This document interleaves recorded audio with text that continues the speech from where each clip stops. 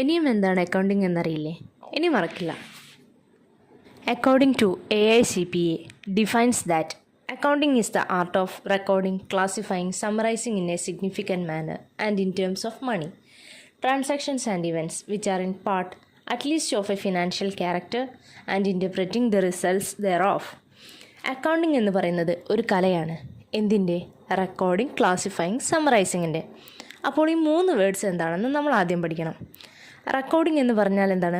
ഒരു കാര്യം നമ്മൾ എഴുതി വെക്കുന്നത് അല്ലെങ്കിൽ ഒരു രേഖയായി സൂക്ഷിക്കുന്നത്. ക്ലാസിഫയിങ് എന്ന് പറയുന്നത് നമ്മൾ റെക്കോർഡ് ചെയ്ത് വെച്ച ഡാറ്റകൾ തരംതിരിക്കുന്നതിനെയാണ്. അടുത്തതായ പോയിൻ്റാണ് സമ്മറൈസിങ്. സമ്മറൈസിങ് എന്ന് പറയുന്നത് നമ്മൾ തരംതിരിച്ച് വെച്ച സാധനങ്ങളെ ചുരുക്കുന്നതിനെയാണ്, ചുരുക്കി ചെറിയൊരു ഫോർമാറ്റിലാക്കുന്നതിനെയാണ് സമ്മറൈസിങ് എന്ന് പറയുന്നത്. And in terms of money ബേസിലുള്ള ഒരു കാര്യത്തെ റെക്കോർഡ് ചെയ്ത് ക്ലാസിഫൈ ചെയ്ത് സമ്മറൈസ് ചെയ്യുന്ന ഒരു കലയാണ് അക്കൗണ്ടിങ്.